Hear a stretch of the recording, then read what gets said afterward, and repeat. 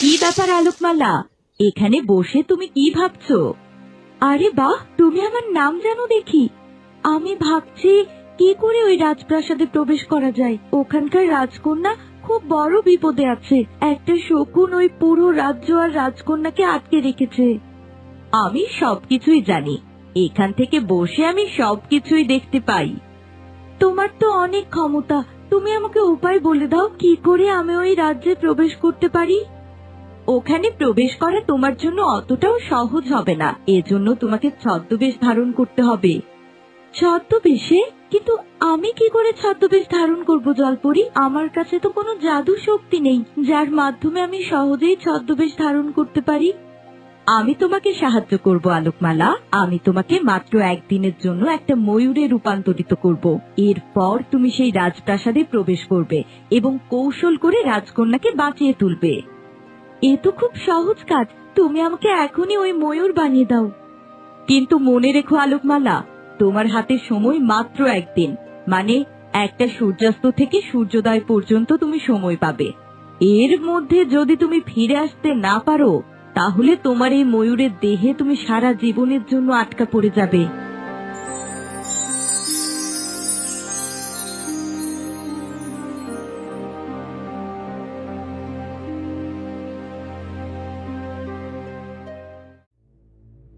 সেনাপতি, সেনাপতি, কোথায় তুমি? এখনই ময়ূর রাজ্যের রাজকন্যাকে আমার সামনে হাজির করো। আমি হলাম এই রাজ্যের রাজা। আমি এখানে যা বলবো তাই ঘটবে। আমার কথার বাইরে কেউ কোনো কিছু করলে আমি তাকে শেষ করে দেব। মহারাজ, রাজকন্যা আপনাকে কখনোই বিয়ে করতে রাজি হবে না। আপনি সামান্য একটা শকুন, আর আমাদের সুন্দরী ময়ূর রাজকন্যা, সে তো অপূর্ব সৌন্দর্যের অধিকারী। হা হা হা হা হা হা। ময়ূর রাজ্যের রাজকন্যার যেমন সৌন্দর্য, তেমন আমার আছে ক্ষমতা। আর ক্ষমতার জোর করে হলেও আমি ওকেই বিয়ে করব। যদি রাজকন্যা আমাকে বিয়ে করতে রাজি না হয়, তাহলে আমি ওকে ফাঁসিতে ঝুলাবো। বন্দি করে আমার সামনে নিয়ে এসো ওকে।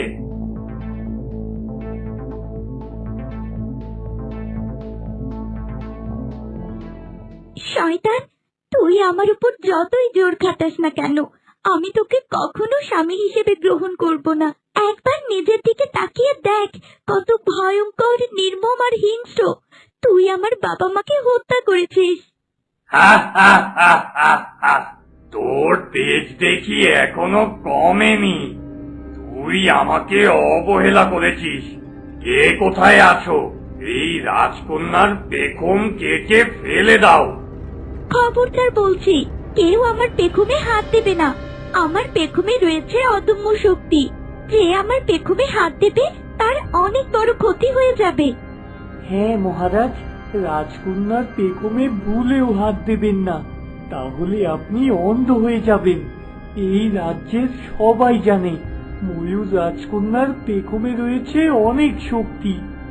তোমরা সবাই মিলে আমাকে যতই ভয় দেখানোর চেষ্টা করো, আমি মোটেও ভয় পাই না। যদি আগামী একদিনের মধ্যে রাজকন্যা আমাকে বিয়ে করতে রাজি না হয়, তাহলে আমি রাজকন্যার এই শক্তিশালী পেখম কেটে নেব। তুই এখনো জানিস না কত বড় ধ্বংসযজ্ঞ তুই ডেকে আনছিস। আমাকে বাঁচানোর জন্য নিশ্চয়ই এমন কেউ এখানে আছে যে এসে তোকে ধ্বংস করে দেবে। আহ আহ আহ আহ আহ। আমাকে ধ্বংস করবে এমন ক্ষমতা এখনো এই পৃথিবীতে কারো হয়নি। আহ আহ আহ আহ। কে কোথায় আছো? এই রাজকন্যাটাকে ঘরের মধ্যে বন্দি করে রাখো।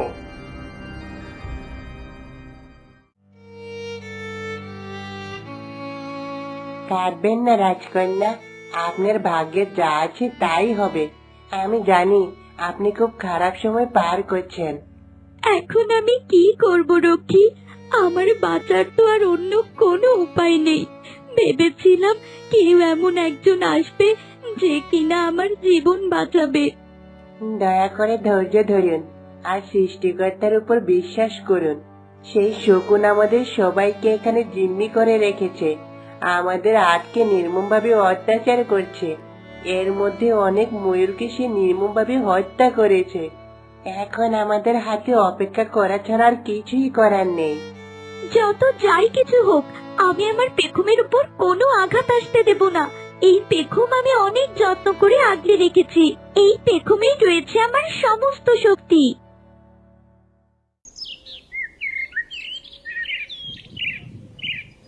হে বিধাতা, তুমি আমাকে সাহায্য করো, অথবা তুমি আমাকে মৃত্যু দাও। এই শকুনকে আমি কিছুতেই বিয়ে করতে পারবো না।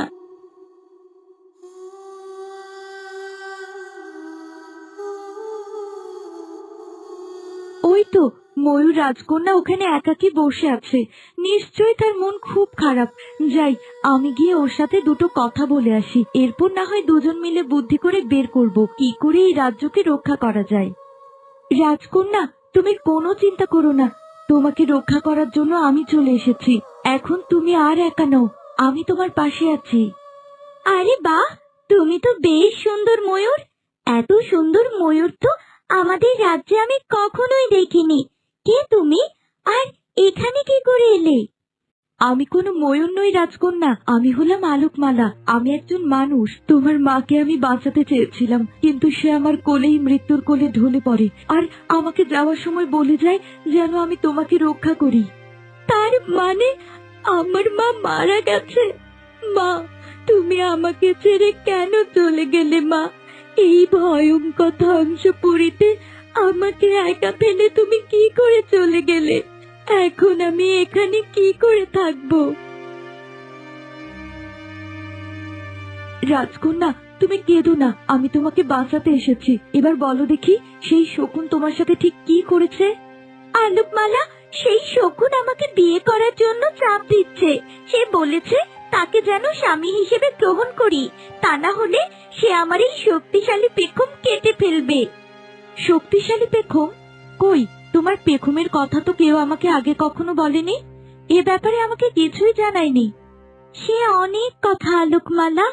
আমি যখন আমার মায়ের গর্ভে ছিলাম, তখন একদিন আমার বাবা মা জঙ্গলে হেঁটে বেড়াচ্ছিল।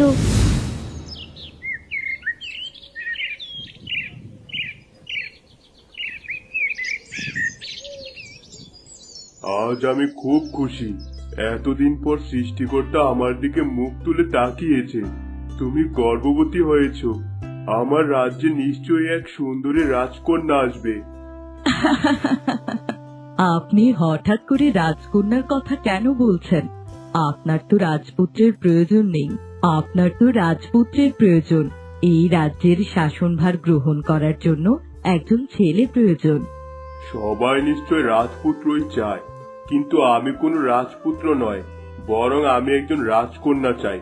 তোমার মতো ফুটফুটে সুন্দরী একটা রাজকন্যা। আহ আহ দয়া করে আমাকে বাঁচাও। আমার চোখে তীর বিদ্ধ হয়েছে, চোখ দিয়ে রক্ত বের হচ্ছে। আহ আমি কিচ্ছু দেখতে পাচ্ছি না। শুনতে পাচ্ছেন মহারাজ? মনে হচ্ছে কেউ একজন কাঁদছে। চলুন আমরা দুজন সামনের দিকে একটু এগিয়ে দেখি। হ্যাঁ, তাই তো, কেউ একজন কান্নাকাটি করছে। ওই তো একটা সাধু বাবা ওখানে রক্তাক্ত অবস্থায় পড়ে আছে। এ কি, সাধুর চোখে দেখছি তীর ঢুকেছে। যাই, আমরা দুজনে মিলে সেই তীরটা বের করে নিয়ে আসি।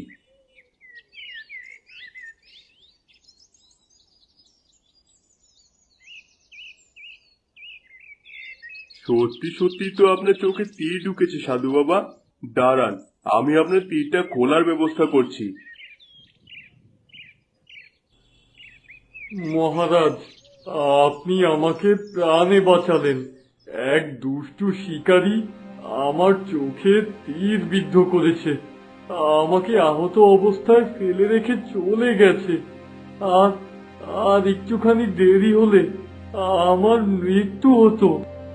আপনি কোনো চিন্তা করবেন না সাধু বাবা, আমরা আপনাকে সাথে করে রাজপ্রাসাদে নিয়ে যাব আর সেবা করে আপনাকে সম্পূর্ণ সুস্থ করে তুলব।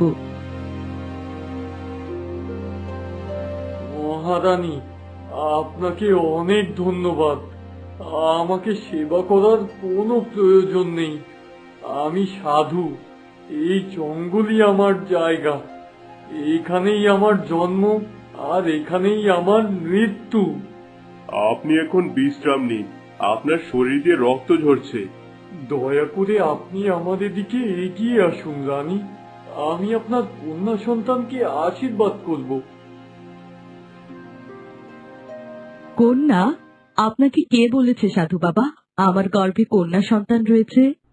আমি সব জানি মহারানী, আপনার গর্ভে কন্যা সন্তান রয়েছে, আর আপনার এই কন্যা সন্তান অনেক শক্তিশালী হবে। তার থাকবে শক্তিশালী পেখম। এই পেখমের সাহায্যে সে অনেক সমস্যার সমাধান করতে পারবে। দয়া করে এই পেখমের যত্ন নেবেন। সত্যি সত্যি আমার কন্যা সন্তান হবে সাধু বাবা, আপনি আজ আমাকে অনেক খুশি করলেন। আমি এখন আপনাকে আমার রাজ্যে নিয়ে যেতে চাই। ক্ষমা করবেন মহারাজ, এই জঙ্গল ছেড়ে আমার পক্ষে কোথাও যাওয়া সম্ভব না। আমার মনটা একেবারে আনন্দে ভরে গেল। তুমি ভাবতে পারবে না রানী, আজ আমি কতটা খুশি। আমার মনে আনন্দের বন্যা বয়ে যাচ্ছে। আজকে আমিও খুব খুশি। আমি আমার মেয়েকে খুব যত্ন করব। সাধু বাবা যে পেখমের কথা বলল, সেই পেখমের আমি খুব যত্ন নেব।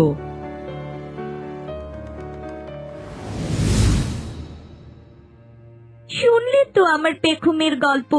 এভাবে পেখমের মধ্য দিয়ে সাধু বাবা আমার শরীরে শক্তি প্রবেশ করিয়ে দিয়েছিল।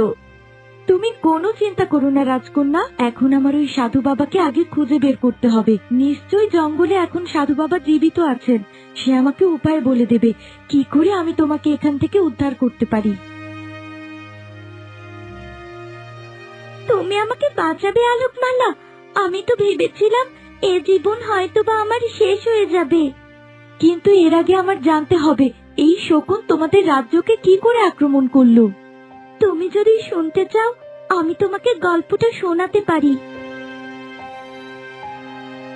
তো বন্ধুরা, এরপরে কি হতে চলেছে সেটা জানবো আমরা পরের পর্বে। দেখা হচ্ছে পরের ভিডিওতে। ধন্যবাদ।